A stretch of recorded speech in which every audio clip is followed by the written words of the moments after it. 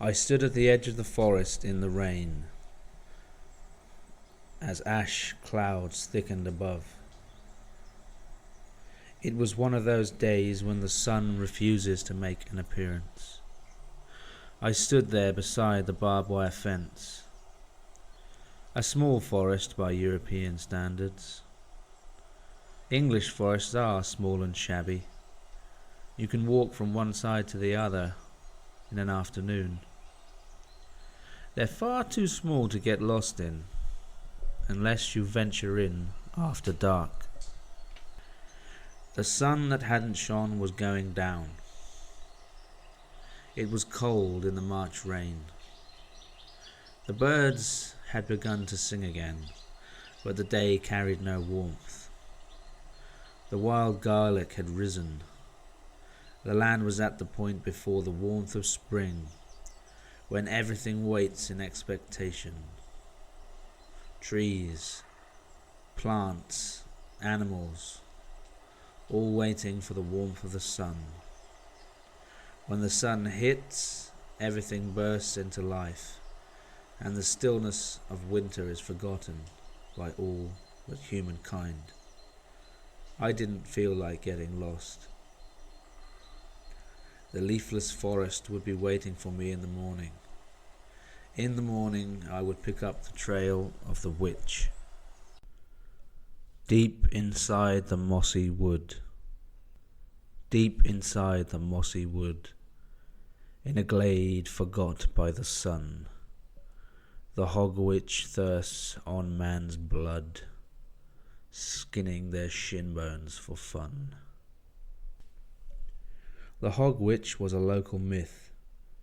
It sunk over the town of Suttonsford like winter fog. Superstition turned into dogma when a boy of 19 went missing. The townsfolk said he had been taken by the witch. When an elderly homeless man disappeared, the witch was blamed. When little Malcolm Green, a child of 7, disappeared, the witch, the witch, the witch. The detective inspector assigned to the case didn't believe in the myth of the hog witch. Patrol cars and news crews flooded into Suttonsford to find the truth. Thousands of people were interviewed. Rivers, fields and woodlands searched to no avail. A child had disappeared, and after a year of searching, the police left without solving the crime. I carried on, for the boy was my son, and I could not give up. I didn't believe in the hog witch. Whoever took him would be brought to justice. I could not rest until I found him. My heart would stop before I gave up. I remember the first time I came to Suttonsford. I drove up to visit my ex-wife, who'd bought a derelict house. She wanted to make a subsistence living in the country. She was mad, and she was driven. When she got an idea in her head, she drove herself to complete it with a masochistic intensity. She carried an unwavering surge of self-belief. It took her a month of muscle-burning labour to get the house to the point at which I consented to letting our son move in. It was clean, and she had planted a garden full of vegetables and herbs. Malcolm loved helping her in the garden. Slowly she got to know the locals. They were strange farming stock, mingled with city escapees, elderly earthborn and ex-soldiers. They were friendly enough, but didn't like outsiders. The first time I drove into the generic red brick town centre, I remember seeing a woman with pale white makeup, a black mop haircut and pastel blue eyeshadow. When I stopped at the traffic light, she looked into the car, and our eyes met. I drove on to another end of town towards the medieval church. She was there again. It was as if she had moved faster than the car. I saw her again as I drove into the outskirts of London. Either there were triplets, or this woman could move like the wind. Her face was the mask of death, frozen, white, and cackling. It unsettled me to such an extent I had frequent nightmares after. I dreamt of her. She had tracked me down to my flat and climbed up the dusty stairs. I heard the step creak, the 1/3 from the top always creaked. I saw her pale white face, cold and lifeless, the mask of death, silent. I stared. It stared over me. I could not move. But at no time did I think her a witch, just a hallucination, a coincidence, because the women of Suttonsford all dressed the same. They had the same haircut, went to the same salons, and got themselves made up by the same hairdressers. It was an illusion, coupled with a rum hangover. I could not entertain the idea that a witch could outrun a car, even if her face had invaded my dreams. I didn't like the place, but my ex-wife loved it. She loved the fresh air, the closeness of nature, the lack of sirens, and her spacious garden, where she grew her own produce. Malcolm got on well. He joined a local primary school and started to make friends. I noticed how he changed his vocabulary to fit in. It angered me. He had to do it in order to avoid bullying. If he'd have carried on with his big words and posh drawl, he would have become the verbal punch bag of the class. He was smart enough to know how to blend in. He looked much healthier than he did in the city. His asthma cleared up, and he grew stronger. I came to visit them as much as my job would permit, but I never liked the town. I got the feeling that everything we did was being watched. Sandra sat in a dark room. A shadeless table lamp gave off a meagre ray. She was slumped on a worn leather sofa, half asleep from a heavy session of neat gin. In the days after they took Malcolm, the fire that drove her was doused with rain. She didn't talk much. She didn't even turn on the TV. She just sat there drinking the evenings away. She did it to numb all memory of her son. I came to visit her whenever I got time off work.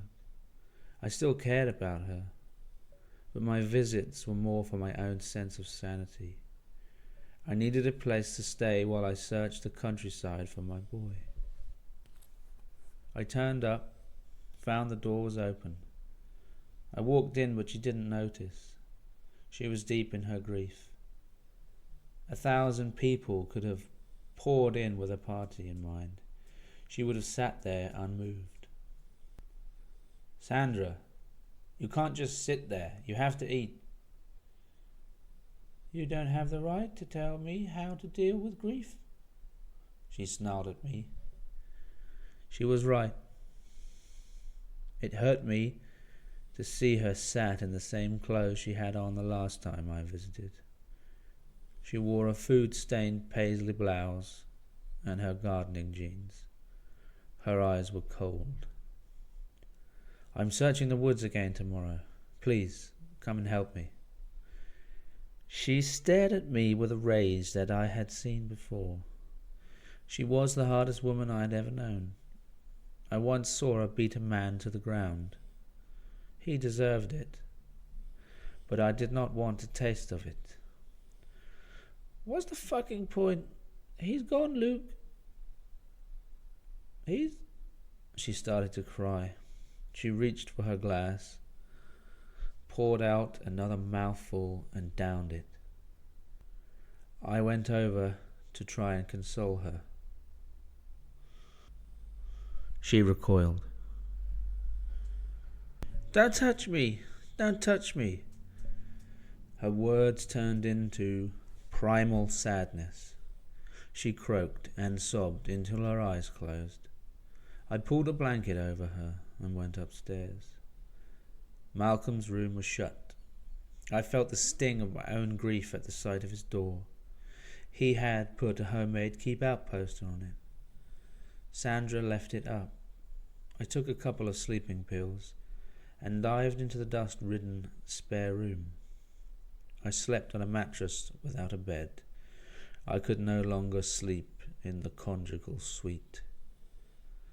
I waited for the pills to kick in, staring into the night rain.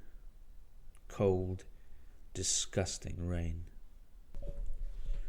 When I came down in the morning, Sandra was where I left her, deep in the dreamless slumber of gin. I didn't wake her. I looked around the kitchen for something to eat. All she had was a box of stale cereal. The crushed wheat smell of childhood filled my nostrils. I rinsed out the dust from a clean bowl and filled it with cereal. Milk was next. I opened the fridge and found the milk had turned to cheese. I poured cold tap water over the cereal and ate it quick. If you eat it quick, you can pretend it's skimmed milk. Out I went into the chill March morning. It was still raining, the fine rain that's almost mist. I drove through the town, trying not to look at the residents, for fear of seeing the woman that haunted my dreams. When I felt safe enough to look, I saw her. I nearly crashed the car. When I checked again, she was gone. She smiled into my soul before she disappeared. I drove on to the car park by the medieval church. From there, a short walk over the fields, behind and into the forest. The forest waited for me. The trees had some weird consciousness, almost human. They were silent as the day before, but they watched as I drew near. I got to the edge of the tree line. The dying barbed wire fence ringed the trees. The posts had rotten. It bowed the wire. I pulled the wire down with ease and stepped over. Looking back at the steeple, it rose over the yew like a priest. The warning rhyme came into my head, the one the kids at Malcolm's school had taught him. Deep inside the mossy wood, in a glade forgot by the sun, the hog witch thirsts on man's blood, skinning their shin bones for fun. Skinning their shin bones for fun, I said out loud, and shivered. I felt the dull heat of fear invade my belly. I put it to the cellar of my mind. I had walked this forest before. I knew its paths, I knew its trees. I had walked it 100 times. I needed to find something. I had to find something to lead me to my son. My fears grew with each visit, but I kept searching. If I stopped, the grief I had run from would catch me like a bear trap. My path took me along old waterlogged timber lanes. The grass grew over the mud and shone bright green against the brooding leafless trees. I saw a flash of white. It was a deer. An albino deer rushed off. I took it as a sign. I followed its path. It stopped in the distance, looked back at me and descended into the gully beyond. I wish I had a dog with me. Dogs have a sense of danger. I wish I had a bulldog, something that would frighten. Something I could not see. These woods were deserted, but I couldn't shake the feeling of being watched. The myth of the Hog Witch was never far from my mind. It was said she dwelt in the heart of the woods, in the ancient oaks, where the lumber company refused to chop, a place that put fear into seasoned lumberjacks. I had yet to find it. I had gotten close once, but the darkness always turned me back. I had no desire to be lost in the woods after dark. I made for the place they called the Witch's Wood. The rain fell softly above. The trees took most of the drops before they fell onto my back. I jogged to make the distance. The night wouldn't stop me. I would search the oaks and run out, back the way I came. I heard the harsh cries of a lone crow. It broke my trance. I looked up to see where it was perched, and it flew off deeper into the woods. I carried on until I found the stream. It trickled down to the valley beyond. Down I went. I nearly slipped over the leaves and mud. I caught hold of the trees to steady myself. At the bottom of the valley, the light of day was dimmer. The trees were green with moss, unlike the ones above. Deep inside the mossy wood. I had been here before, but this is where I turned back. I went on, further along the valley, further from the path back to Sutton's Ford. The afternoon was running out. I had gone further into the moss-covered trees. The valley opened out into a clearing. Tall oaks grew round it. In the centre was a thicket of blackthorn. The white petals covered it like snow. Blackthorn is always the first to wake after winter. It was thick, and I had a way to go before I could see what was inside the thorns. When I drew near, I felt the eyes. The sun was burning through the rain. A blue sky cut over the clearing. As I came to the edge of the thorn, I saw a figure inside. The eyes stared out at me, watching my every move. The face was pale, pale as the blackthorn blossom. I couldn't move. My legs were slipping. The figure in the thorns smiled and came closer.